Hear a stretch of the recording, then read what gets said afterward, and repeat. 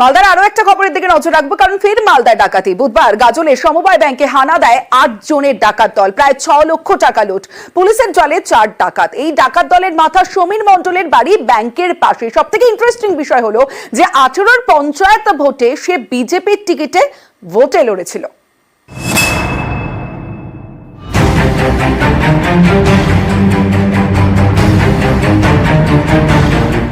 মালদার গাজল। বুধবার এখানকার কৃষ্ণপুর সমবায় ব্যাংকে ডাকাতি হয়।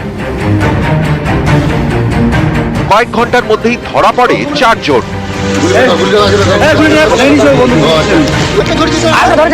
গ্রেফতার করা হয় ডাকাত দলের মাথা সমীর মণ্ডলকেও।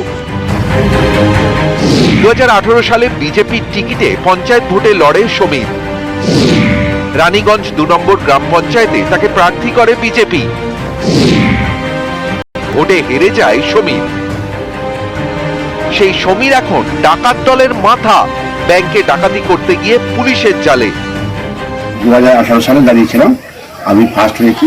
দাঁড়িয়েছিলাম সমীর, থার্ড বিজেপি থেকে গ্রাম পঞ্চায়েতে দাঁড়িয়েছিলাম। থার্ড হয়ে তারপরে শুনছি যে আবার ডাকাতি গেছে, ধরা পড়ে গিয়েছে। পঞ্চায়েতে দাঁড়ালো, বিজেপি থেকে দাঁড়া থেকে তারপরে তো কেস দুটো হয়ে গেল। ওর 28 দিন 1.5 মাস ছিল বোধ হয়, 1.5 মাস 2 মাস মালদা জেলে, রায়গঞ্জ জেলে ছিল, বালাঘাটে জেলে ছিল।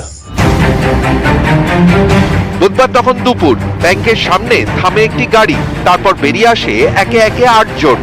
সকলের হাতে আগ্নেয়াস্ত্র। ব্যাংকে ঢুকে আগ্নেয়াস্ত্র হাতে ডাকাত দলের শাসানি।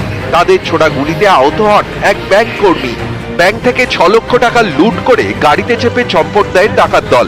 পুলিশের চোখে ধুলো দিতে তারা 2 জোড়া পোশাক ব্যবহার করে। ঢোকার সময় একরকম পোশাক, পালানোর সময় আরেক রকম। একজনের গুলি লেগেছে, মালদা মেডিকেল কলেজে ভর্তি আছে, আমরা ছিলাম সেখানে। ডক্টররা দেখছে আপাতত স্টেবল আছে। সমবায় ব্যাংকে ডাকাতির খবর পেয়ে কৃষ্ণপুরে পৌঁছয় পুলিশ। ডাকাত দলের গাড়ি ধাওয়া করে। শুরু হয় গুলির লড়াই। গাড়ি ছেড়ে পালানোর চেষ্টা করে ডাকাতরা। সমীর মণ্ডল এবং মইদুল ইসলাম, এই 2 ডাকাত গুলিবিদ্ধ হয়ে পড়ে যায়। তাদের পাশাপাশি আরো 2 জনকে ধরে পুলিশ। ধৃত মইদুল জানায়, সমীর মণ্ডলের বাড়ির পাশেই সমবায় ব্যাংক। সেই ব্যাংকে ডাকাতির ছক কষে। আমি করিনি স্যার, আমাদের এলাকায় লেগেছিল না। ওই যে সমীর মণ্ডল আছে, প্রোগ্রাম করেছিল। ওর বাড়ি ব্যাংকের বাড়ির সামনেই, আরেকজন ওর সঙ্গে ছিল, আর আমরা 6 জন ছিল। আমাদের ইচ্ছা ছিল না, বারবার ডাকে সালা আমাদেরকে ফাঁসিয়ে দিল। ডাকাতির কথা ভাবলা কেন? এই জন্য 8 জন ছিল, অস্ত্র আমরা নিয়ে আসছিলাম, ওরা নিয়ে আসছিল। তোমরা গুলি চালিয়েছিলে? আচ্ছা, তোমার কোথায় গুলি লেগেছে? কোমরে। এই ডাকাতি যে করবে, কবে থেকে পরিকল্পনা করলে? হঠাৎ করে। টাকার কাছে আমরা ছিলাম না কেউ, আমি গেটে ছিলাম।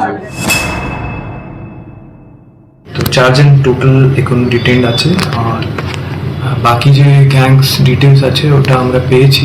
তো ওটা আমরা রেড করছি, আর কিছু বম্বস পেয়েছি, আর আমরা আর্মস রিকভার করেছি। পুরনো রেকর্ড আছে স্যার, যারা ডিটেইন হয়েছে তাদের পুরনো রেকর্ড আছে, ক্রিমিনাল রেকর্ড। 8 জনের আমরা জানি।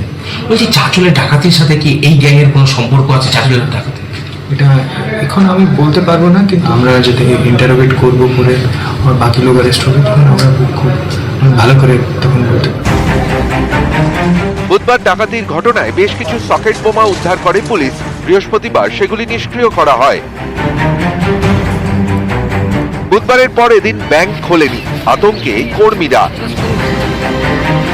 মালদা থেকে সেবক দেব শর্মা, নিউজ 18 বাংলা।